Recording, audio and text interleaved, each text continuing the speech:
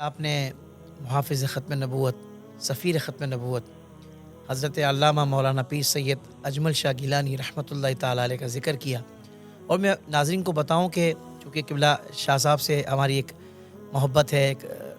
قربت بھی آپ کی الحمدللہ میسر آتی ہے، تو جب آپ نے سید اجمل شاہ گیلانی رحمۃ اللہ تعالیٰ علیہ کا ذکر کیا تو میں نے کئی مرتبہ آپ کی آنکھوں کو نم دیکھا۔ تو ایسی کیا آپ کی جو اسپریچول کنیکٹیویٹی اپنے بڑے بھائی کے ساتھ اور ان کی کیا خصوصیات، میں چاہوں گا حضور کچھ بیان ضرور فرما دیں، اب ذکر ہوا ہے تو۔ اللہ اکبر۔ آپ سب قبلہ اصل میں کچھ شخصیات ہوتی ہیں جو علاقے کو سنوارنے میں بہت بڑا کردار ادا کرتی ہیں،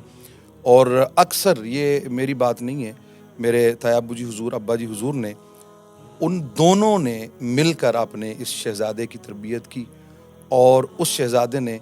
خاندان میں وہ جو روایات تھیں ہمارے بزرگوں کی کہ دین اسلام کے لیے اپنی جان لگانا، اپنا ٹائم لگانا، اپنا مال لگانا، اور اصل میں حضرت معاملہ یہ ہے کہ آج بالکل حقیقت سے کوئی یہ باہر بات نہیں ہے کہ آج اگر میں بولنے کے قابل ہوا ہوں یا آپ کے سامنے یا دنیا دیکھ رہی ہے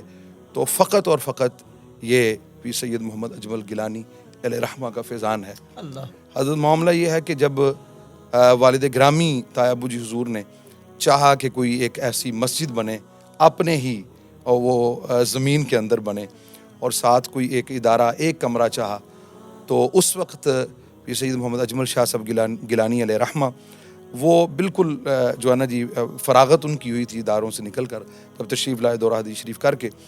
تو انہوں نے کہا ابا جی حضور یہ مجھے پورا ایکڑ مجھے دے دیں۔ تو اس وقت تایا ابو جی حفظہ اللہ تعالیٰ نے فرمایا کہ بیٹا اگر دین کے لیے آپ کام کرو تو یہ ایک ایکڑ نہیں، ساری زمین تیرے لیے۔ واہ جی اور واہ، یہ ہمیشہ رہا ان کا، کیا بات ہے۔ ہمیشہ رہا کہ دین کے لیے، اور لوگ جانتے ہیں آستان عالیہ پہ جو بھی علماء تشریف لاتے ہیں، بلکہ طلباء جو ہیں ان کو اتنا پیار آج بھی تایا ابو جی حضور حیات ہیں، والد گرامی تو دنیا سے پردہ فرما گئے، تو تایا ابو جی حضور چونکہ ایک عمر کو 100 سال کے قریب ہونے والی اللہ تو پہنچے ہیں، لیکن اس کے باوجود پتہ چل جائے کوئی عالم دین وہاں پہنچے ہیں تو یہ جملے ہوتے ہیں کہ آپ کے قدم ہمارے جو ہے نا گھر لگے ہیں، ہماری جگہ پہ لگے ہیں، سبحان اللہ، بابرکت ہو جائیں گے۔ کیا بات۔ یعنی وہ حوصلہ افزائی اور وہ دین پر جو ہے نا کام کرنے کے لیے مزید جو ہے نا جی ان کو موٹیویٹ کرنا، تو انہوں نے جب یہ قدم اٹھایا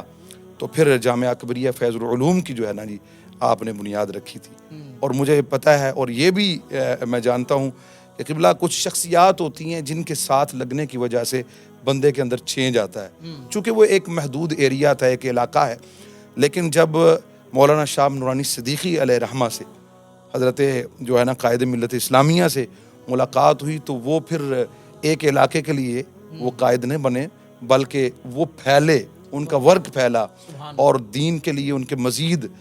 جو ہے نا ذہن کھلا، اور مزید انہوں نے کام کیا۔ پھر وہ وہاں پہ جو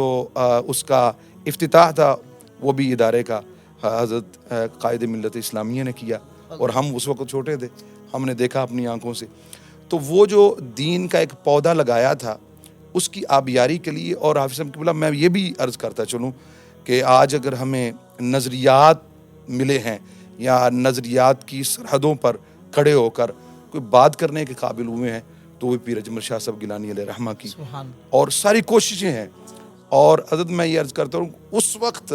ہمارے علاقے میں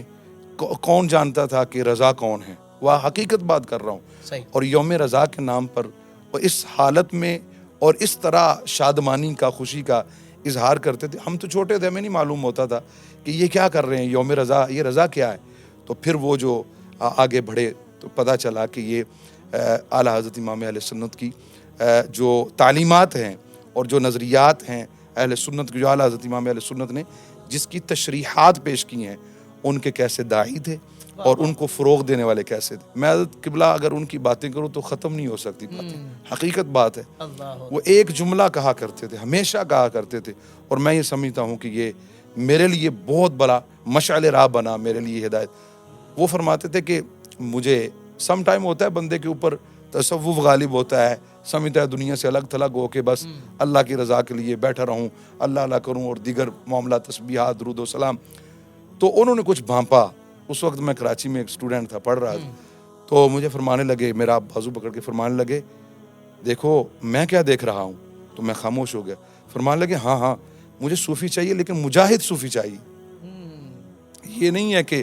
بس آپ درود و سلام پڑھیں, تسبیحات, یہ بہت اچھی بات ہے, لیکن مجھے مجاہد صوفی چاہیے. تو حضرت ان کی باتیں اس طرح تھی کہ آج بھی وہ باتیں ان کی یاد آتی ہیں. اور علاقے میں جب بزرگوں نے ان کے ہاتھ میں سارا کچھ دیا, کئی معاملات, کئی جو ہے نا جی فیصلے آپ کے ہاتھوں پہ ہوتے تھے. اور یہ اکثر جو ہے نا جی جس دن فیصلہ ہونا ہوتا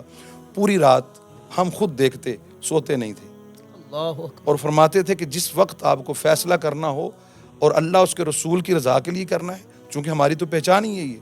تو پھر ایک رات کم از کم اہم فیصلہ کرنے سے پہلے سونا بھی نہیں ہے اور کچھ اور کام نہیں کرنے, اس پر سوچنا ہے کہ میں نے جو فیصلہ کرنا ہے وہ اس پر فوکس کرنا ہے, مجھے کس طرح کرنا ہے. پنچایت میں بیٹھے ہیں تو لوگوں نے دیکھا, جب انہوں نے فیصلہ کیا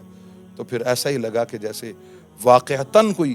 حق پر مبنی بات ہو رہی ہے اور حق کے لیے ہی بندہ فیصلہ کر رہا ہے. سبحان اللہ سبحان اللہ. قبلہ شاہ صاحب, ویسے آپ نے تو ذکر کیا اور آپ بھائی بھی ہیں اور آپ کے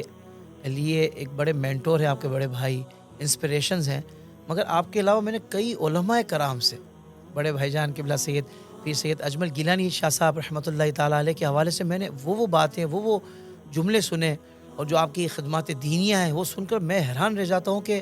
کیا اللہ پاک نے مزاج عطا فرمایا تھا, اور دین کے لیے کیا فنائیت آپ کو اللہ تبارک و تعالیٰ نے عطا فرمائی تھی, کمال کی تھی ماشاءاللہ. زندگی کے تمام شعبوں میں دینی رہنمائی حاصل کرنے اور آخرت کو بہتر کرنے کے لیے ہمارے YouTube channel Islamic digital studio کو سبسکرائب کر لیں اور بیل آئیکن بھی پریس کر لیں.